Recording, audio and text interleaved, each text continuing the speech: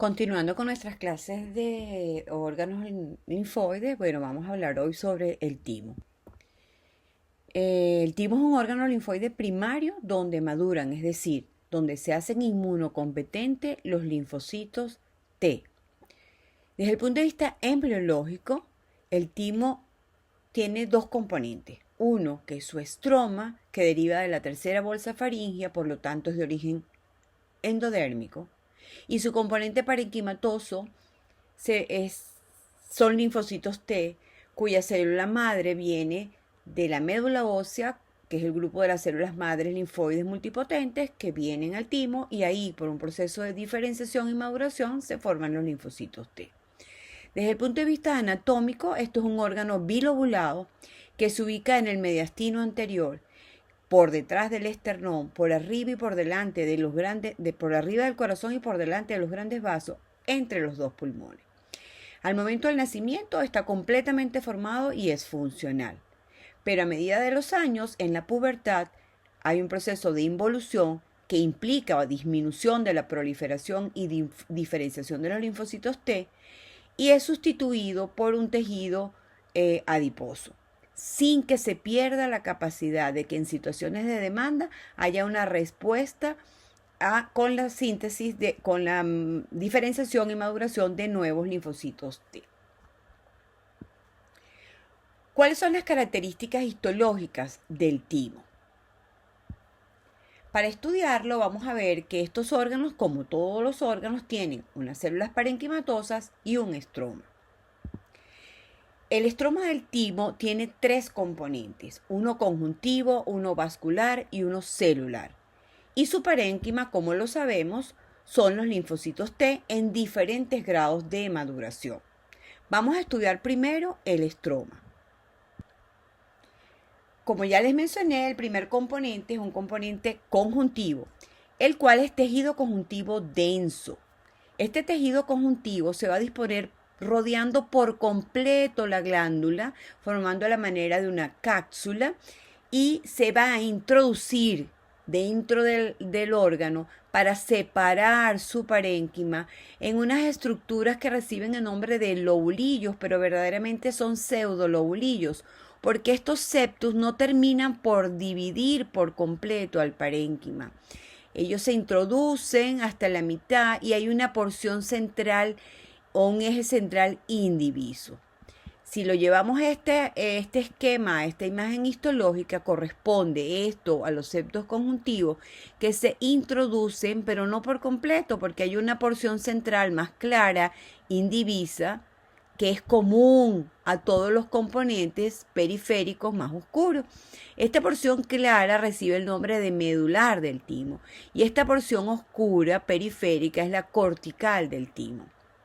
De manera que esta es la característica histológica a la microscopía de luz con menor aumento, ver centros claros rodeados de una periferia oscura, cortical y medular. Esta medular es común a todos estos lobulillos que los delimitan estos septos conjuntivos que vienen de la cápsula. Este tejido conjuntivo se caracteriza por ser el lugar por donde transitan los vasos sanguíneos. Ahí van a estar los vasos linfáticos eferentes, no hay vasos linfáticos aferentes, los nervios, y además se van a encontrar muchos plasmocitos, granulocitos, linfocitos, mastocitos, adipocitos y macrófagos. El segundo componente del estroma del timo es el vascular. Y este se caracteriza por lo siguiente. Fíjense, los vasos van a entrar, las arterias entran atraviesan la cápsula y se meten por los tabiques conjuntivos. Pero cuando llegan, entran a la medular, aquí van a llegar arteriolas, se van a capilarizar, y al llegar a la unión entre la corteza y la médula, solamente entran a la corteza capilares. Esos capilares regresan y es en la médula donde se van a convertir en vénulas postcapilares y salen como vénulas. De manera de que la característica particular que tiene el timo es que en la corteza solo hay capilares. En la medular hay componente arterial, venoso y subcapilares. El tercer elemento del estroma es la presencia del componente celular. Este componente celular está constituido por células epitelio reticulares y macrófagos. Las células epitelio reticulares se reconocen 6 tipos de ellas. 3 se colocan en la corteza tímica y 3 se colocan en la medular. Ellas se llaman epitelio reticulares porque tienen características epiteliales, como son los filamentos intermedios y la presencia de medios de unión entre ellas, como lo vamos a ver ahora. Vamos a ver las células epitelio reticulares de la corteza. Entonces se enumeran con números romanos 1 hasta la número 6. En la corteza están las epitelio reticular tipo 1, que se ubica en el límite entre el parénquima cortical y el tejido conjuntivo de la cápsula o de los tabiques que dividen ese parénquima cortical. Además, esta célula se va a disponer rodeando a los vasos sanguíneos, a los capilares que se encuentran en la corteza del timo. Estas células tienen prolongaciones y entre esas prolongaciones hay uniones tipo occludens y van a formar a manera entonces de una barrera que separa a los linfocitos de maduración de estos tabiques conjuntivos que tienen vasos sanguíneos y todo este grupo de células que le nombré anteriormente. Las epitelioreticulares tipo 2 son unas células de forma estrelladas que van a formar o se van a disponer en toda la cortical formando a manera de una malla y entre ellas van a tener, entre las prolongaciones, van a tener uniones tipo máculas adherens. Ellas tienen un núcleo grande de cromatina laxa, lo cual las permite ser identificadas en los preparados histológicos de rutina, ya que el resto de las células son linfocitos de núcleos pequeños de cromatina condensada. Ellas tienen la particularidad de expresar en su membrana el complejo mayor de histocompatibilidad tipo 1 y 2. Este último le permite actuar como células presentadoras de antígeno. Las células epitelioreticulares tipo 3 se ubican en el límite entre la cortical y la medular y van a formar a manera de una barrera funcional. Tienen, como las número 2, tanto complejo mayor de histocompatibilidad tipo 1 como tipo 2, de manera de que pueden actuar como células presentadoras de antígeno. Ellas también van a formar entre ellas uniones tipo occludens. La cuarta célula que podemos ver en la cortical es la presencia de macrófagos. Estos macrófagos, tanto en la cortical como en la medular, se van a encargar de fagocitar los linfocitos T que no cumplan con las exigencias de la educación tímica. Ellos en los preparados histológicos de rutina no se identifican, pero si uno utiliza coloraciones con PAS, los macrófagos son PAS positivos. Entonces en la corteza tenemos células epitelioreticulares tipo 1, 2 y 3 y macrófagos. En la medular, en el estroma medular, que es la zona clara a la microscopía de luz, vamos a encontrar células epitelioreticulares 4, 5 y 6. Veamos sus características. Las células epitelioreticulares tipo 4 se van a colocar como en pareja con las tipo 3 y junto con ellas van a formar esa barrera que separa la cortical de la medular. Ellas van a formar uniones tipo occludens con las células entre ellas y con las células epitelioreticulares tipo 3.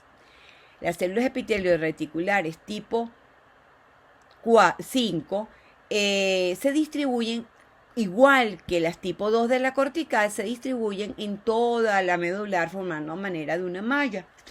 Estas están unidas entre ellas por uniones tipo desmosomas, igual como las en las tipo 2, y les van a formar como unos compartimientos a los grupos de los linfocitos. Finalmente tenemos las células epitelioreticulares tipo 6, que ellas van a formar una estructura característica y patognomónica del timo que se recibe el nombre de corpúsculo de Hassall. Estas células son unas células aplanadas de núcleos planos que se disponen alrededor como formando un bulbo de cebolla y que cuando uno le hace la microscopía electrónica observa que dentro de ellas se pueden ver gránulos de queratoyalina. filamentos intermedios e inclusiones lipídicas en su citoplasma. De hecho, uno puede ver en el centro de estos corpúsculos de Hasal degeneración queratina en su centro. Se cree, aun cuando su función no está bien determinada, que estos corpúsculos tímicos producen interleucinas que actúan en la diferenciación y educación de los linfocitos T en el timo. Esto corresponde a una microfotografía electrónica. Esta imagen es tomada del ROS, donde vemos en el centro la representación de la queratina y los núcleos aplanados de las células dispuestas concéntricamente alrededor de este centro de queratina, que lo podemos evidenciar en esta microscopía de luz con hematoxilina eosina, como en el centro de estas estructuras que corresponden a los corpúsculos de Hasal se ve esta zona eosinófila que corresponde a la queratinización. Entonces podemos decir que el estroma tiene tres componentes: conjuntivo, vascular y celular. El tejido conjuntivo forma las cápsulas y las trabéculas y divide a los lóbulos tímicos en lobulillos, o como algunos histólogos llaman, en pseudolobulillos. El componente vascular tiene la particularidad de que solamente hay capilares corticales, o que solamente se encuentran en la corteza capilares. Y finalmente, el componente celular, que está constituido por el grupo de los 6 tipos de las células epitelio-reticulares y macrófagos, con la particularidad de que las células epitelio-reticulares con los linfocitos mantienen una conversación, de manera de que hay una interrelación entre ellas, que se modulan las funciones de los linfocitos a las células epitelio-reticulares y de ellas hacia los linfocitos. Teniendo también recordar que la tipo 6 forma los corpúsculos de Hasal, que es la estructura o el elemento diagnóstico histológico del timo. El segundo elemento que nos toca por estudiar entonces es el parénquima del timo, que entonces, como sabemos, son los linfocitos en sus diferentes estadios de maduración. De manera de que en el timo lo que ocurre es la educación tímica, es decir, los linfocitos se hacen inmunocompetentes. Y ser inmunocompetente es que el linfocito es capaz de reconocer los tejidos propios de los que no son propios y no reaccionar contra sus propios tejidos. Bueno, ¿en qué consiste la educación tímica? Bueno, las células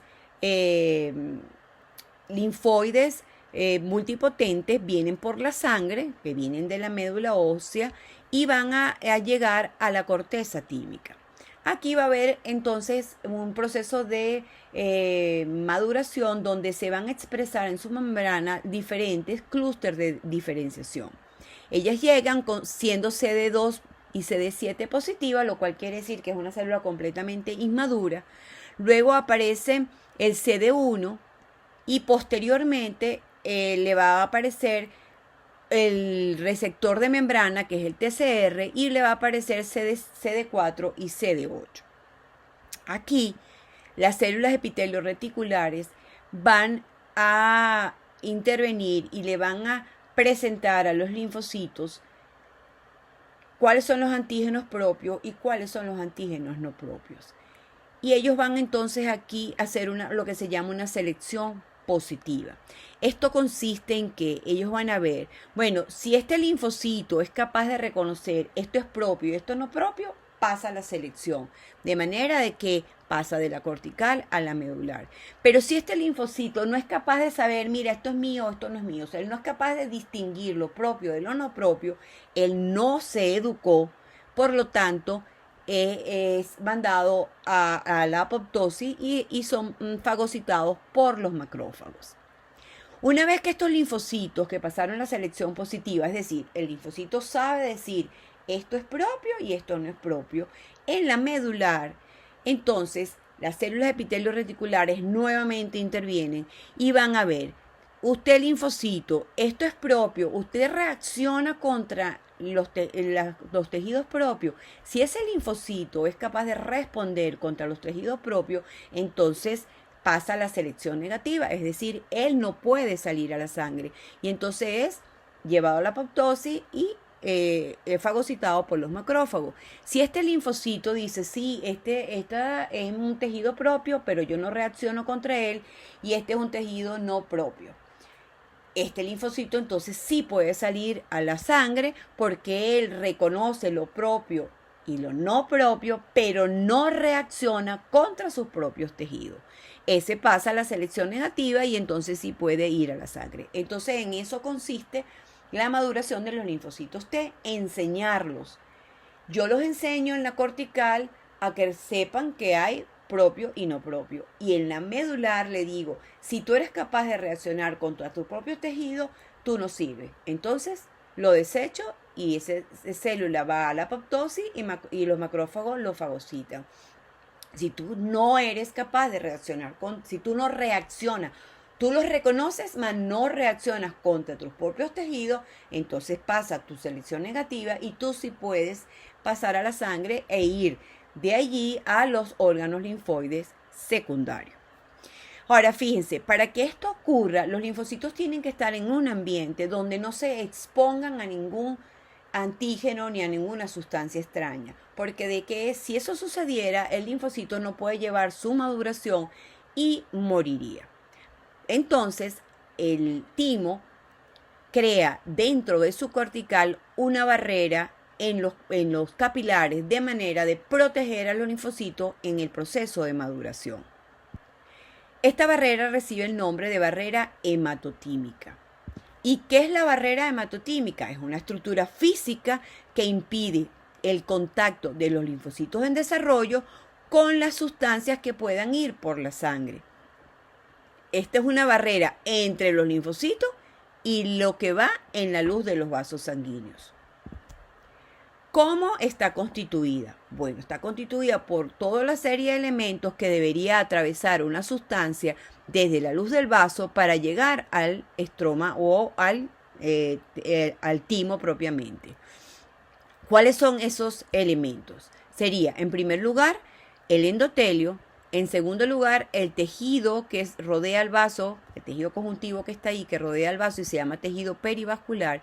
Y por último, como yo les dije, las células epitelio reticulares envuelven a los capilares de la cortical y entonces están las prolongaciones de estas células epitelio reticulares. Vamos a ver cada una de ellas. El endotelio son células endoteliales continuas que están unidas entre ellas por zónulas ocludens, o sea que son capilares continuos. Por fuera de ella hay una membrana basal continua y por fuera de ella podemos ver pericitos.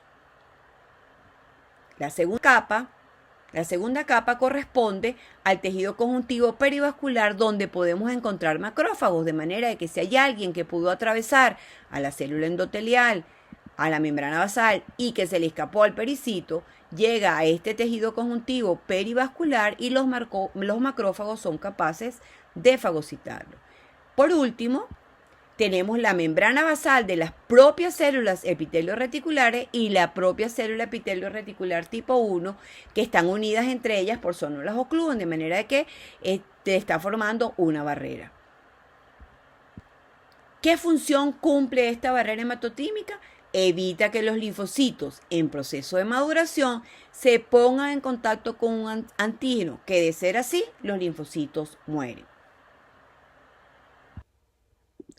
Bueno, en resumen, entonces vimos el origen, el timo como un órgano linfoide primario, el origen endodérmico, recalcamos el origen endodérmico de su estroma, vimos características generales anatómicas, histológicas y fisiológicas, teniendo la particularidad de que debemos recordar muy bien las distribución y funciones de las células epitelio reticulares, la formación y función de la barrera timohemática y cómo es el proceso de maduración de los linfocitos. Veamos este preparado histológico con hematoxilina ocina, donde podemos reconocer los tabiques conjuntivos dividiendo el parénquima en lobulillos que tienen una periferia basófila que corresponde a la cortical y un centro mucho más claro que es común a todas las corticales y que se denomina medular. Si le ponemos un poquito de más aumento, Podemos ver entonces la cortical en la periferia y su centro muy rosado, donde se encuentran los elementos diagnósticos desde el punto de vista histológico para uno decir que esta estructura corresponde a un corte histológico de timo, que son los corpúsculos de Hazard, que ya este aumento los podemos evidenciar en la medular del timo.